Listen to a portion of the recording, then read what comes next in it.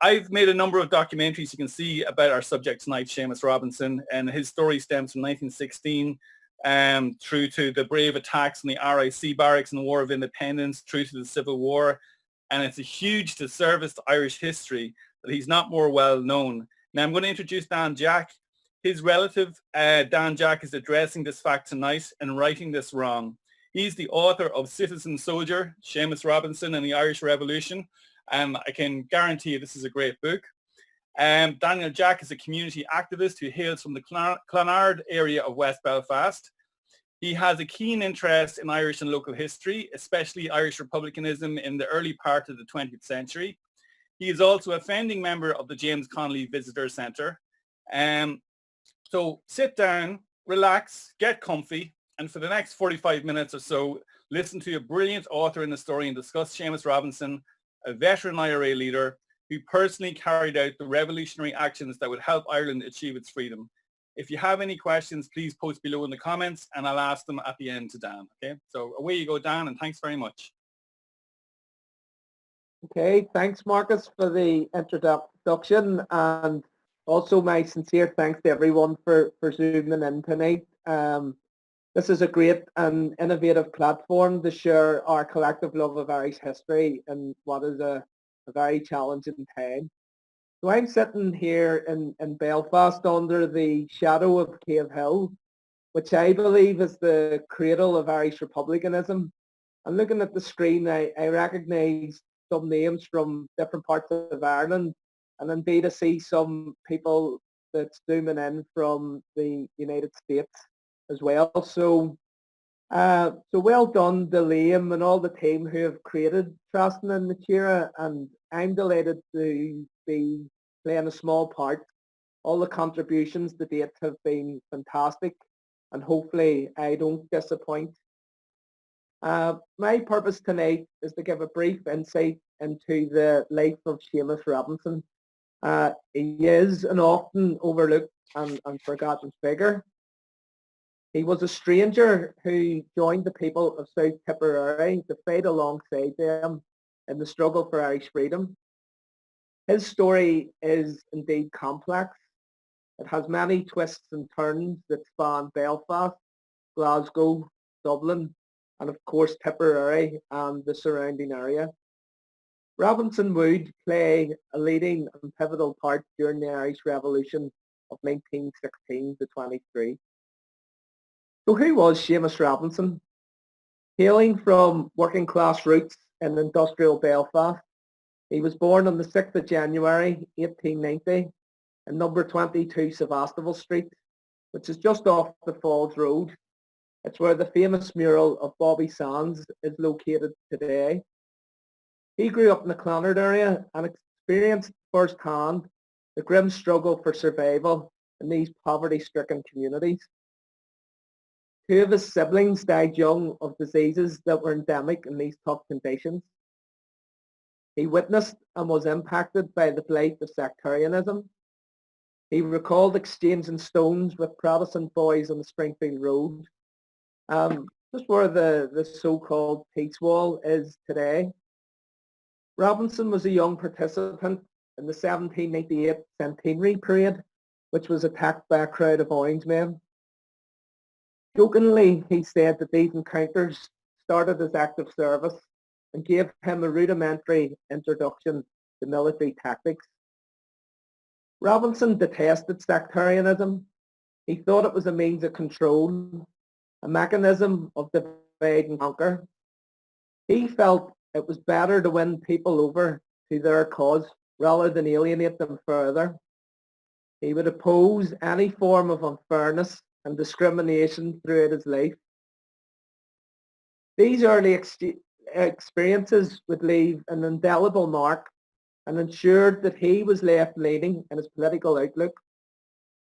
Seamus Robinson had a great sense of social justice, and that was rooted in his political ideology and his spiritual beliefs. The Redemptorist religious community was and is famously still based in Clonard. This congregation no doubt had an influence on the young Seamus Robinson. He was a devoutly religious man Yet he had a great tension with the Catholic Church, particularly with the hierarchy and their standpoint on Irish freedom. For a short period, Seamus Robinson entered a seminary. His theological training is very much evident in his writings. However, military orders eclipsed holy orders, and he developed a firm moral justification for involvement in armed action. And so, after an appeal to the abbot, he received special permission to leave his vocation. Robinson possessed what he called a Fenian ideal. This emerged from his great sense of Irishness and was reinforced by his experience of being an immigrant. As a teenager, the family moved to Glasgow and joined an already well-established and cohesive Irish community in the Govan Hill area. Seamus had a close relationship with his older brother Joe. He was an extremely active and influential Republican. He is also very much a forgotten and overlooked figure. Along with Joe, Seamus had been a member of the prototype Fianna Éireann, founded in 1902 in Belfast. Joe would go on to help establish the national organisation in 1909, and he was one of its first organisers. In Glasgow, Seamus Robinson joined the Gaelic League, the Irish Volunteers, and the Irish Republican Brotherhood, all of which solidified his belief in the cause of a free and independent Ireland, the cause for which he was prepared to fight and die. Irish republicanism was moving firmly in the direction of action. The year 1916 was to change the status quo in Ireland. Armed rebellion was planned. The Easter Rising would prove to be the watershed event in the life of Seamus Robinson. He ventured to Dublin in early 1916 after his brother Joe and another Glasgow Republican, Seamus Reader, were arrested for raiding a coal mine in Lanarkshire for explosives. Then at Larkfield, an old disused mill on the estate of Count Plunkett, Robinson joined a secret encampment that housed men from Irish communities from across Britain. These men were all members of the IRB. They travelled to Ireland with the sole purpose of participating in the rebellion. This detachment became known as the Kimmage Garrison. Life in the camp was Spartan, to say the least. It was cold and damp, rough and ready. There were no luxuries such as baths or proper toilet facilities. The men had been preparing for months in expectation of action. They made bombs, bayonets and ammunition. They drilled and trained constantly. They were primed and ready for the fray. Then the countermanding order cancelling the rising was dispatched. Chaos reigned, and it looked as if all the preparations had been in vain. When that directive was received at Larkfield, Seamus Robinson remembered a collective groan echoed around the estate. However, makeshift plans were put in place. The leaders decided to make a stand, no matter what odds were against them. The rising was going ahead. The order to mobilise with full arms and equipment was given on Easter Monday. At Dolphin's Barn, the Kimmage Garrison commandeered a tram. Famously, their chief officer, George Plunkett, counted their number and paid for their fares in full. On arrival in the city centre, Seamus Robinson found himself amongst the hustle and bustle of Liberty Hall. Another comrade from Glasgow, Margaret Skinner, informed him they were to take action. They were to take on the might of the British Empire. Seamus Robinson was placed in charge of a small section of volunteers. He was given an order signed by Commandant General James Connolly, military commander of the Dublin forces. Robinson's mission was to seize Hopkins Corner, a jewellery shop located at the intersection of Eden Quay and O'Connell Street. Their first challenge was gaining access to a burglar-proof building. This challenge was magnified by the appearance of both Dublin Metropolitan Police and a troop of British Lancers. Hopkins Corner would be held by only 3 volunteers, as most of the section, upon seeing the Lancers, had fled to the sanctuary of the GPO. The Rising would continue to be a challenging and chaotic week for Seamus Robinson and his 2 comrades, Cormac Turner and Seamus Lundy. Robinson called their experience a baptism of fire. Their outpost was under constant machine gun and sniper fire from British positions at Trinity College, McBurney's department store, and the tower of Tara Street fire station. Soon, with a deafening thud, their building shook. A haze of dust and debris filled the air. The British had begun to use artillery, with the result of rendering their position untenable. Seamus Robinson was subsequently active all over the O'Connell Street area. For a short period, he was in the GPO before being sent out to hold adjacent buildings. Over the course of Easter week, Seamus Robinson was in close contact with James Connolly, who, recognising Robinson's courage under fire, would affectionately call him Tiny, a reference to their mutual connection to Belfast.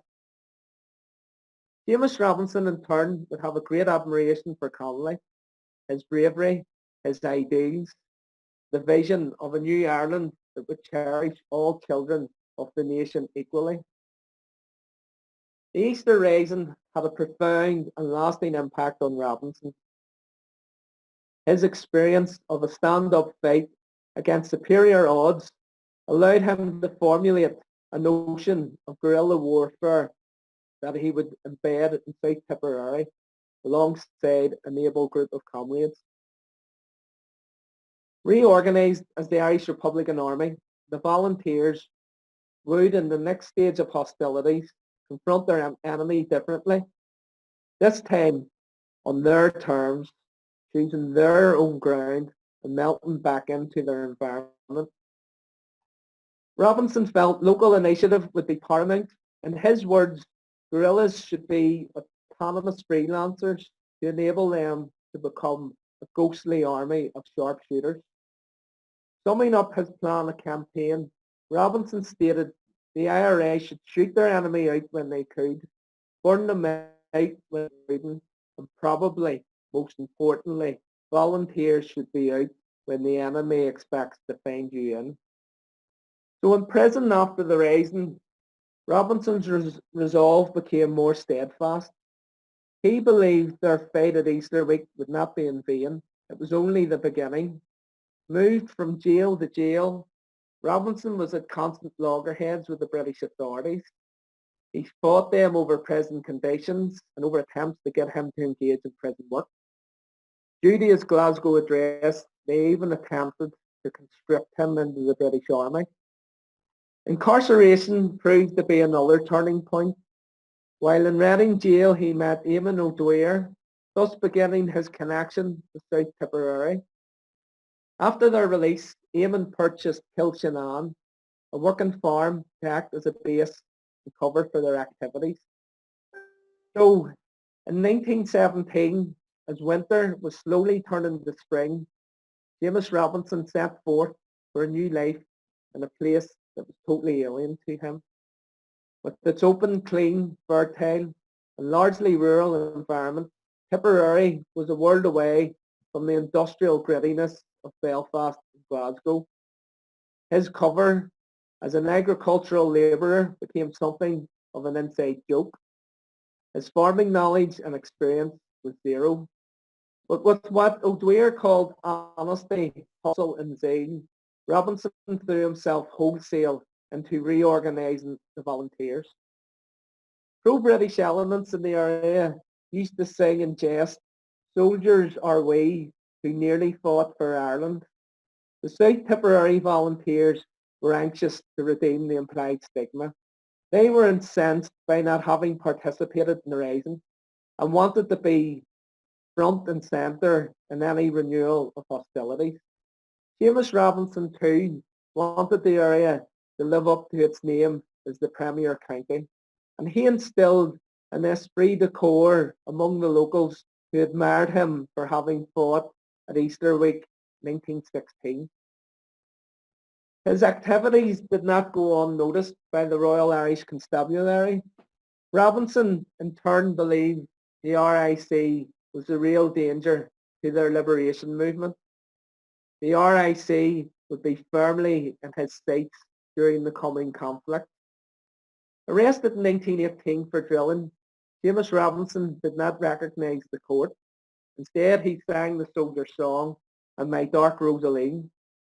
Some of the locals quipped that he got and deserved the 6 months for his singing. Robinson soon found himself back in his native Belfast to serve his time in Crumlin Road Jail, or the Crum, as we affectionately call it here. He took part in the famous prison mutiny of 1918, and upon release, he vowed to never return to prison again, a promise he duly kept. Robinson was elected as the first officer commandant of the famous 3rd Tipperary Brigade. He remained in that position throughout the Tan War until his appointment as commander of the 2nd Southern Division in 1922. Leading the guerrilla struggle would be no easy task, especially for a stranger from an urban background that had no local ties, but he had an able vice brigadier, local man John Tracy. These two men would provide the dynamic behind the war effort in Tipperary. Tracy's death in October 1920 would prove to be a bitter blow on both a personal and military level. Robinson often led from the front. He was in charge of the Soloheadbeg ambush, which he believed was the accidental starting point of the Tan War. He, along with Sean Tracy, Dan Breen, and Sean Hogan, went on the run in the aftermath of the ambush. Hogan was captured by the RIC, and Robinson was subsequently involved, along with Tracy, Breen, and the volunteers from Galway, in his daring rescue at Knocklong Station. Robinson described the rescue as the follow-through to Soloheadbeg, thus heightening the impact of their actions. Intensive searches by RIC and British military followed. Martial law was declared. Robinson, against the wishes of GHQ, issued his own proclamation ordering all British personnel from their area. Eventually ending up in Dublin, he, along with Tracy, Breen and Hogan, under the direction of Michael Collins, participated in the early attacks on the British intelligence apparatus. They all took part in the audacious Icetown ambush in December 1919. Lord French, the head of the British administration in Ireland, was their target. Robinson saw the need to return to Tipperary to advance the war effort there. He would prove to be the most consistent leadership figure in the area, and along with Sean Tracy, they were not shy about using their weapons. Notable examples of Robinson's personal involvement included the attacks on RIC barracks at Hollyford and Drangan. He played a particularly dangerous role of setting fire to the buildings from the rooftops, along with Ernie O'Malley. Robinson was also instrumental in developing the famous flying columns. He also recognised their limitations as a fighting unit and chose to organise two smaller and more mobile units commanded by Denny Lacey and Sean Hogan. Robinson also articulated the need for the IRA to change as the struggle evolved.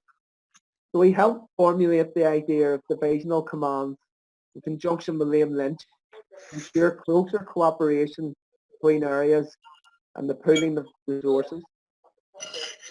Robinson greatly valued the contribution of women to the struggle, and unusual for the time, he had a female comrade, Flora O'Keefe, on his divisional command staff. Other women, such as Marion Tobin, he considered to be de facto and de jure members of the IRA. He also recognised the need for involving the people in a popular struggle, eliciting intelligence and logistical support. spread the burden more fairly, Robinson even developed a successful levy appeal to the people of South Tipperary. This ensured that active volunteers were fed, clothed, and that a war chest was available for the purchase of arms and ammunition, items for which he went to great lengths to procure. Robinson also valued communication and drafted proclamations outlining policy and direction. This would be advanced further into a newspaper for the command area. He also saw this working the other way, and at one stage during the treaty crisis felt the need to suppress the Clonmel nationalist newspaper. Seamus Robinson was also a Sinn Féin TD for the East Tipperary and Waterford constituency. He believed in the moral and legal authority of their own government, yet he kept a watchful eye on the Dáil and even their own GHQ for any signs of compromise. Welcoming the truce as breathing space, he used the opportunity to refit and retrain his command. This often brought him into conflict.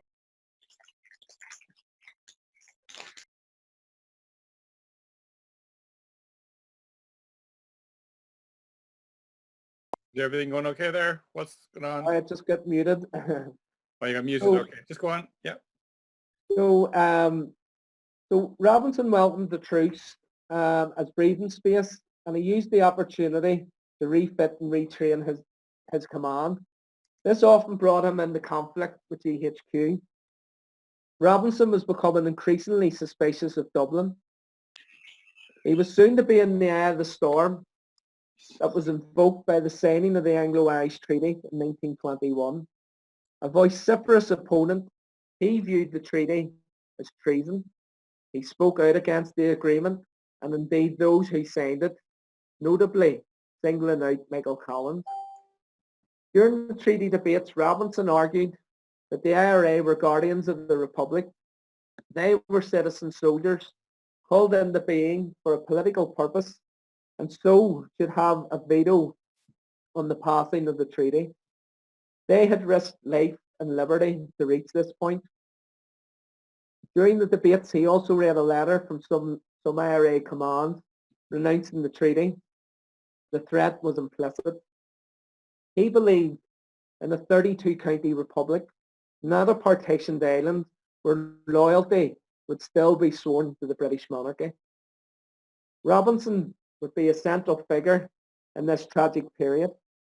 He was elected to the Army Executive of what became known as the Anti-Treaty IRA. He became a member of the Army Council and was tasked with assisting in the fortification of Dublin in expectation of a military confrontation with the newly established Irish Free State. Civil war seemed an awful price to pay, and so he was involved in Army unity talks. When they failed, Robinson quickly abdicated the need for a decisive battle in Dublin. In his words, to cut the cancer before it spreads. His counsel was not heeded. The initiative was taken instead by the Free State to attack the Republican headquarters based in the forecourts. Robinson sent a column from Tipperary to assist the fight in the capital, but soon Dublin fell. The war then enveloped the provinces. Taking up command of the 2nd Southern Division, Republican military resistance would eventually be concentrated in his theatre of operations. In this period, Robinson developed a lifelong association with Eamon de Valera, who came to Clonmel to serve under his command. On the back foot from the outset, and with no coherent military or political strategy, the Civil War ultimately resulted in defeat.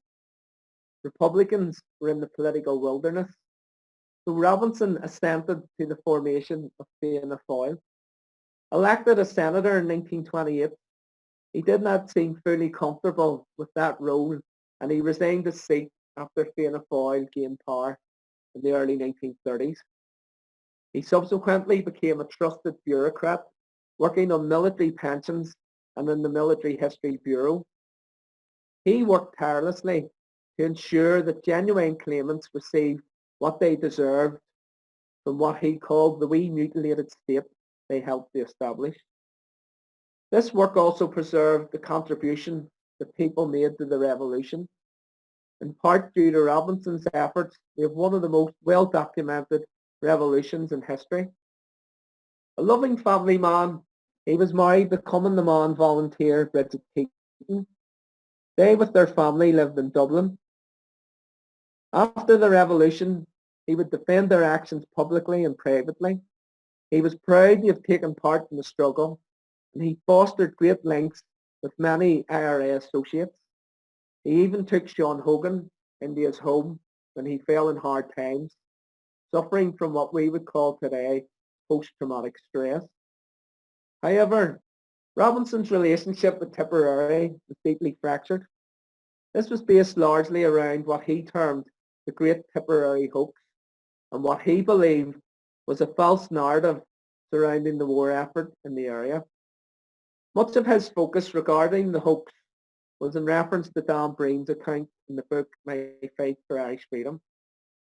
Robinson as OC felt his role was minimalised and that many within Tipperary perpetuated this wrong by failing to speak the truth about leadership and who did what and when.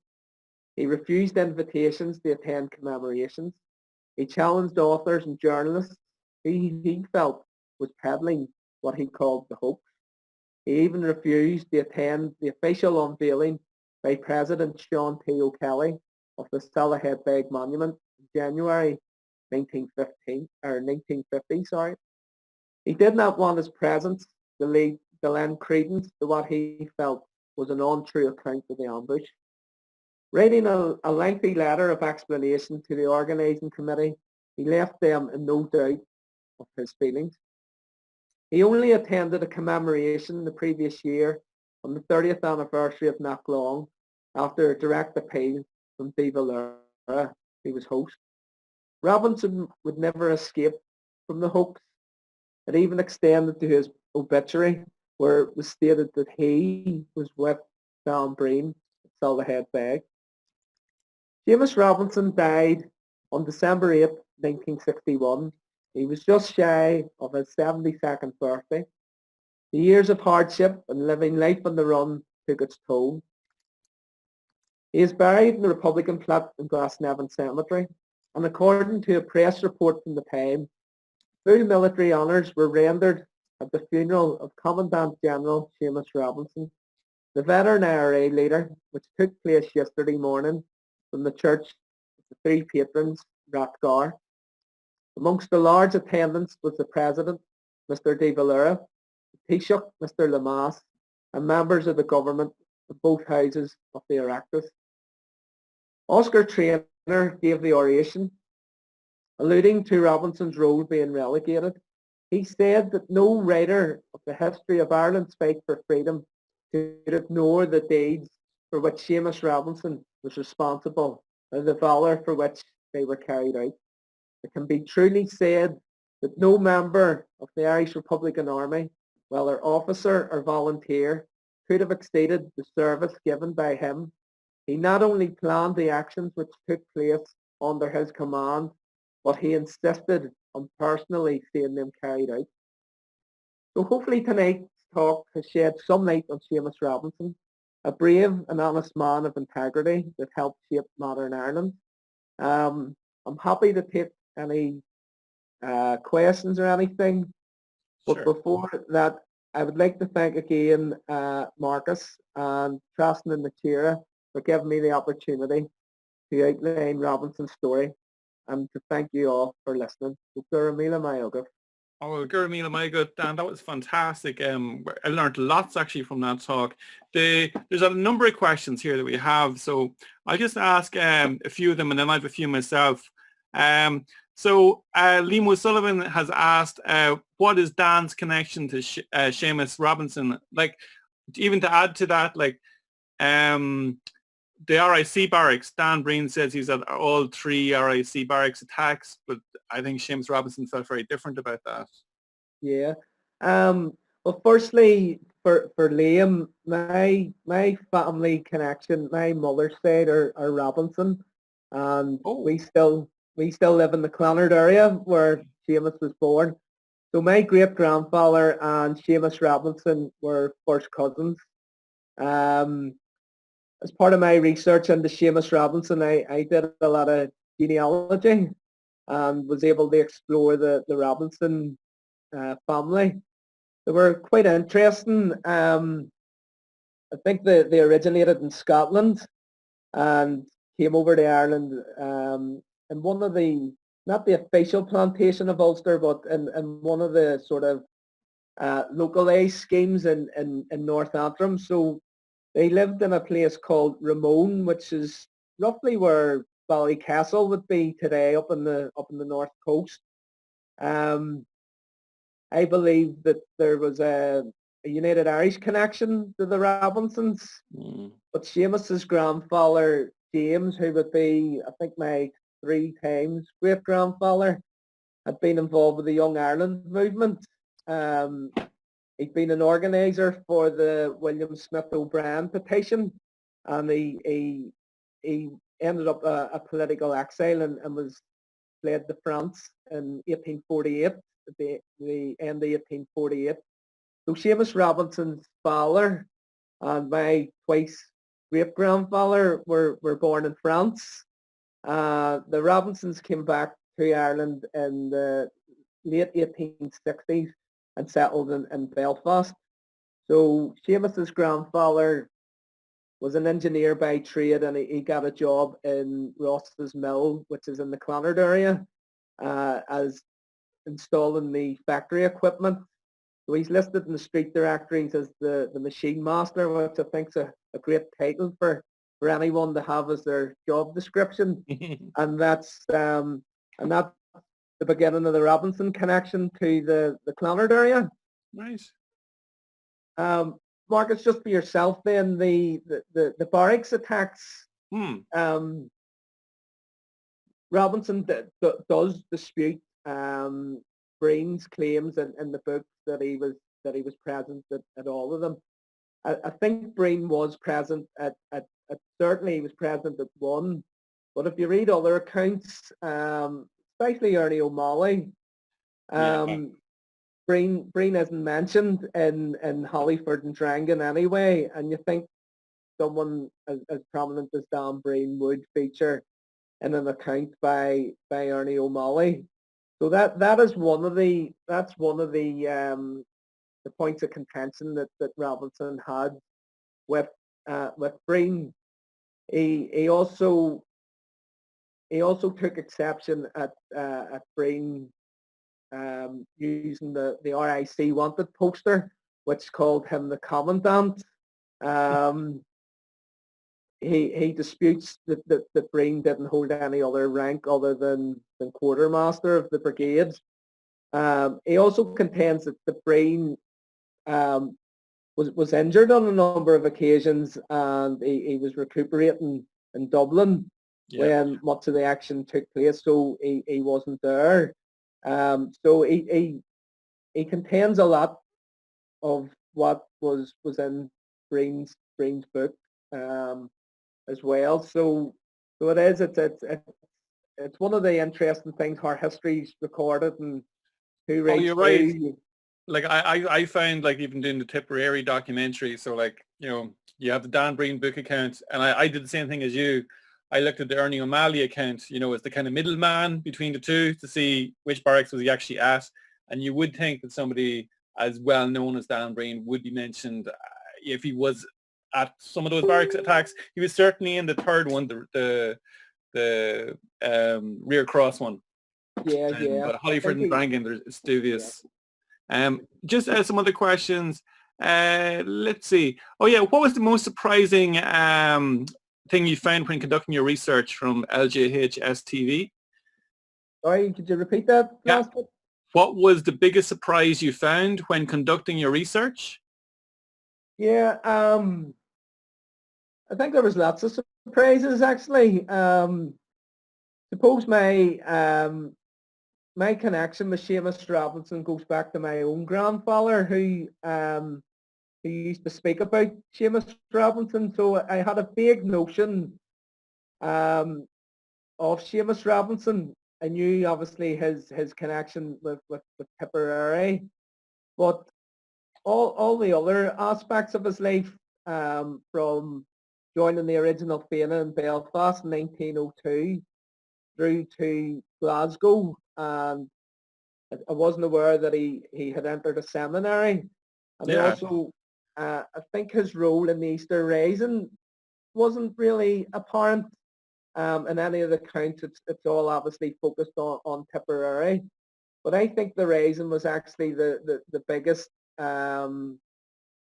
watershed moment in his life. His involvement in Easter 1916, as I mentioned in the talk, having a stand-up fight against superior odds really brought home to him that the futility of doing that, and that guerrilla warfare was probably the only means that they had at their disposal to bring their struggle to a successful conclusion. I think another surprising aspect for me was Joseph Robinson, his brother. Joseph was a very interesting character. He was a member of the IRB. He was an organizer. He was a prolific gun runner. Most of the explosives that were used during the Easter Rising was actually procured by Joseph, either bought or stolen from quarries and coal mines across Scotland. The role that Republicans in Britain played in the lead up to 1916 was very surprising for me as well. The Irish communities in Britain, the procuring the weapons, the explosives, and the men coming across to fight. There was men from Glasgow, from Manchester, from Liverpool, from London, and many of them were second generation Irish. Many of them had Cockney accents, they had Liverpudlian accents, and I think they raised a few eyebrows when they were commandeering buildings in Dublin in the name of an Irish Republic with their English accents or their Scottish accents. So it was really eye-opening to find out the role that Republicans in Irish communities in Britain played as well. Okay, we have loads of questions here. They're all coming in. So Johnny Doyle also asks, what impact did the death of Sean Tracy have on Seamus? I think that the death of Sean Tracy was a huge blow for Seamus Robinson. Yeah. He was obviously an outsider, whereas Tracy wasn't. Seamus Robinson was always amazed at how well liked Sean Tracy was and how well known Sean Tracy was right across the country. Yeah. When they were on the run after Soloheadbeg and Knocklong, Tracy seemed to know people right across the area, Limerick, right through in the County Clare. Him and Tracy were summoned to Dublin as well to account for their actions, and on their way there, Tracy seemed to have houses in County Carlow and different places. So Robinson always stated that Tracy was an able organizer, that Tracy was his right hand, that Tracy dealt with the men and the logistics, and when that went with his death, Seamus Robinson really was confined to the brigade headquarters, and he found it a whole-time job organising, dealing with intelligence, trying to deal with the everyday running of the brigades. And I think it's really in this period, in the aftermath of Tracy's death, he's not as active in the everyday struggle as he was dealing with all aspects of the everyday running of the brigades. Now he did have a very able brigade staff there, and I think Tipperary, South Tipperary is notable as one of the areas that was extremely active during that period. Denny Lacey, I think in particular, stands out as a very able column commander. I think Sean Hogan, I think he was plagued by bad luck. Okay. But Robinson was also, he seemed to be a good reader of people. He knew Sean Hogan very well, and I don't think he wanted Hogan to become the leader of the column. And I think that he was vindicated in that. But no, I think Tracy's death was probably the biggest blow and the biggest setback to the war effort in South Tipperary during that entire period. Okay. What did Seamus Robinson think about Michael Collins? I mean, I know the Lord French attack, like, for example. Yeah, Seamus Robinson had prior history with Michael Collins. Yeah. Collins was very close to the Plunketts. Yeah. He was aide de camp to Joseph Plunkett during the Rising. So I think Robinson would have encountered Michael Collins from early 1916 from Image.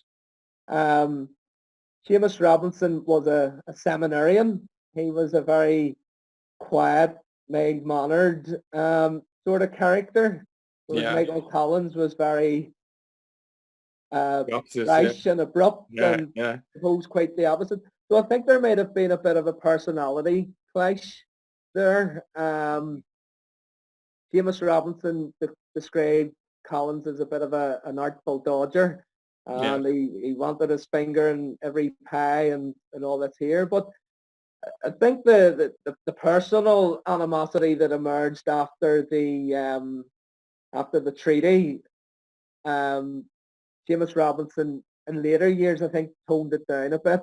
I think he recognised that Collins did play a very important role. He recognises in his statement that Collins was one of the only ones at GHQ that sort of give them the nod to go ahead with their campaign. And I think he also,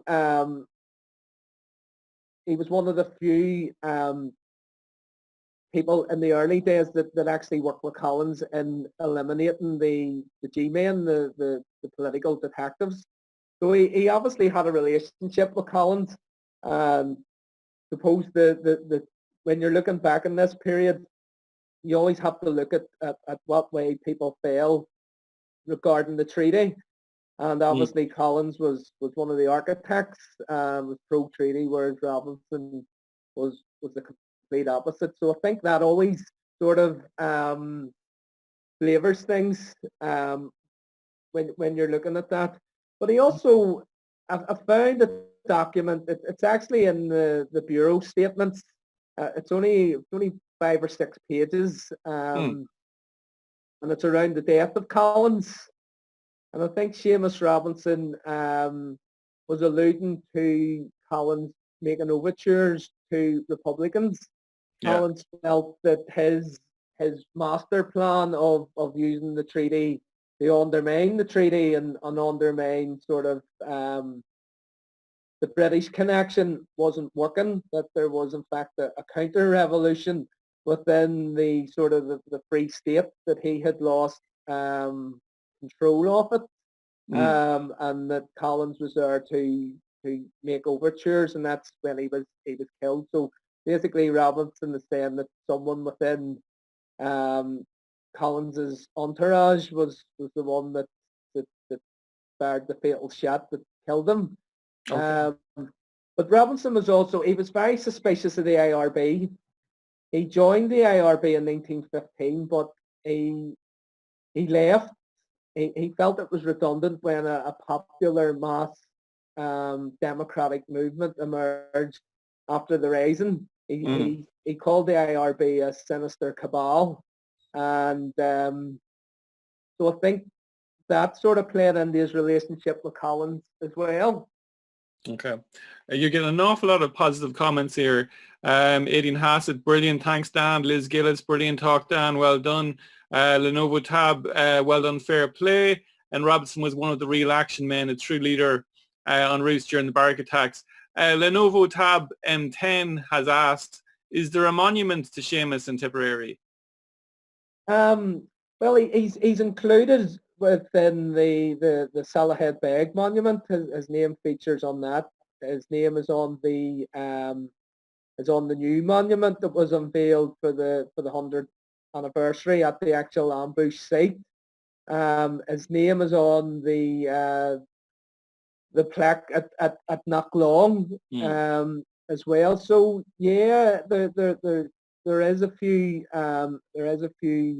monuments there which Seamus Robinson is recognised, and I think as well over the last year, particularly with the 100th anniversary, there's been a lot of work and there's been a lot of interest in Seamus Robinson and the figure that he was. He was obviously the brigadier, he was the commander, and certainly I from my work and being in Tipperary a few times over the last few months, there's been a lot of interest for in Seamus Robinson and for the role that he played in the area. Okay. Conor Hammersley has asked about the relationship between Dan Breen and Seamus Robinson, but I think we kind of covered that a wee bit already. Honor 10 Light, did Seamus write the only book, Ash Gaelga, View on Brain Fui, about that period, 1916 to 23? Although somebody says that was written by Seamus on Whalon. Yeah. Dennis Joseph Grace, I really enjoyed that, great pace and narrative.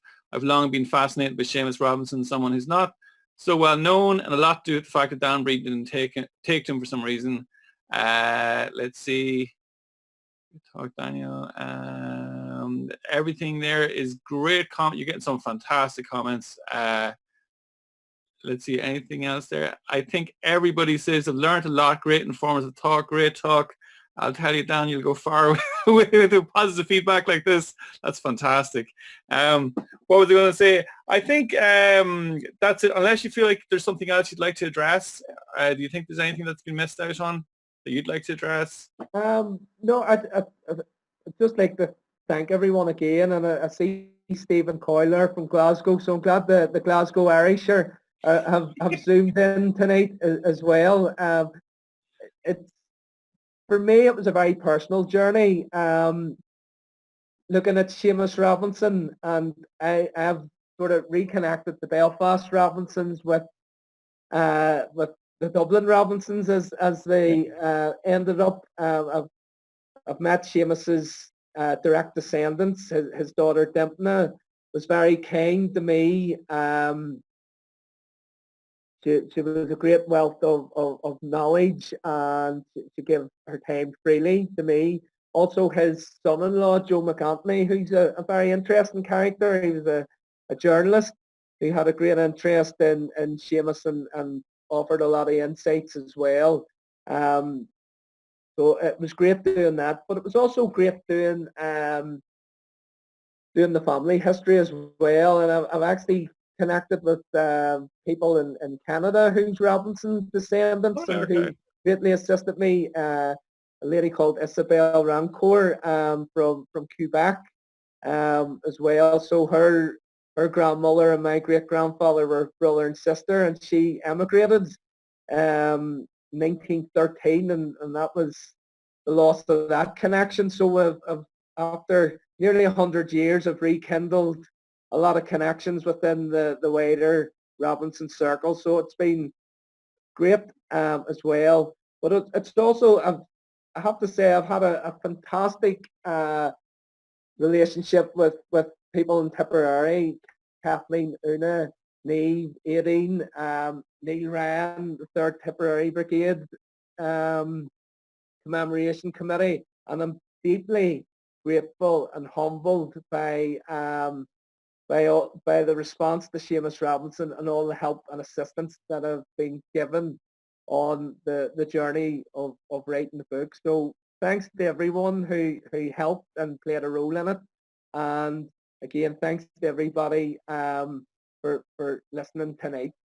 Absolutely. And Daniel, just before I go, I just wanted to say, for somebody who I thought should have written a book, like Seamus Robinson, I thought should have written a book. I'd say he'd be really proud of the fact that, you know, his relation has gone ahead and helped to address that. I think he's done a fantastic job with it. I thoroughly recommend this book as well, Citizen Soldier. So that's it, folks. Next talk is on Monday at 8 p.m. But I just really like to thank Dan just once again, and thank you for all your comments and questions. And please remember, you know, we'll always have some history talk going on here throughout next week and the following weeks to come. So thank you very much, everybody.